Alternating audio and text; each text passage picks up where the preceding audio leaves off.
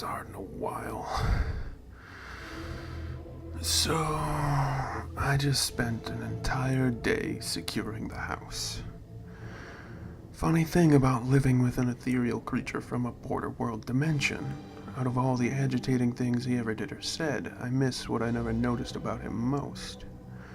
Eastmere did a lot for the family, covering a lot of my flaws in the way I set up our protections, without ever telling me or commenting on it, just doing it because he figured it was the correct thing to do.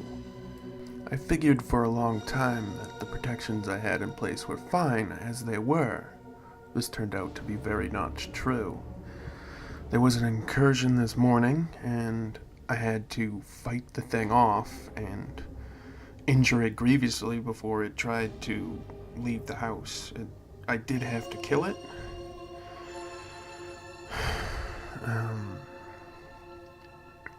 I called someone up and I sold the parts of it. There's nothing I could feed Brumble with, and having that creature in the house for any period of time would not do well for further protection purposes. I took the best, earliest price I could and moved on with my life. Man, it was terrifying, but I managed. It took several more hours after that to figure out how the entire setup that I had designed was flawed in its functionality, and then I had to constantly tune my powers and ask Brumble to help on occasion, but even getting him out of the bed in the main room was a lot of work.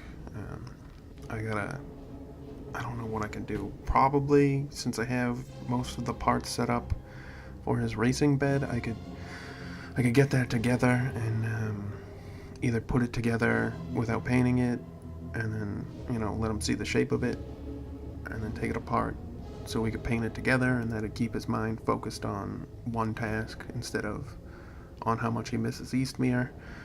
I mean, that's probably what I'm going to end up doing because I don't really have too much more to distract him with. He doesn't want to touch his toys, and it was a nightmare getting him to eat. I just want this to be done with. There's so much more to do, and I need his help. And I can't see him like this. It's terribly painful to look at him, and I have to figure out a way to get him past it. Honestly, though, it seems like he's barely even alive today. I can't blame the little worm too much. Eastmere and he were much closer than I ever thought. I mean, they did spend all of their time together, whether I was home or not. So, and I just remembered I can't use the camera now. I could turn it on and record, but only for a few seconds. That's how distraught Brumble has become. Every time he has anything resembling a thought, he retunes the camera and the footage becomes scrambled, gnarled, and instantly worthless. And then I have to retune it, and then every time I take it out and put batteries anywhere near it, he does the same thing again, so I can't record any footage anywhere out there anyway. My phone still makes calls, but the camera doesn't work on that either. It's it's frustrating. But I can't let it get to me. I have to figure out ways to make this thing work, okay? I have to get Brumble out of the well of sadness he's in. As you can probably guess, I'm not going to be getting much sleep lately. Not to mention all the work yet to do on the tribute for Eastmere, but I will get that done, even if I have to do it alone. Eastmere was that important to me as well. For now, I'm off to figure out various combinations for the artifacts, trying to get them to set up correctly.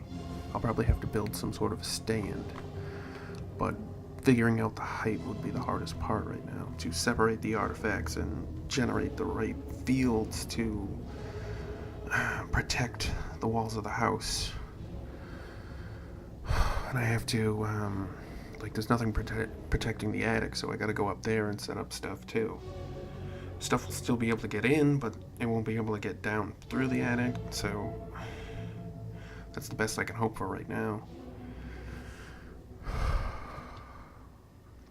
Stay safe out there.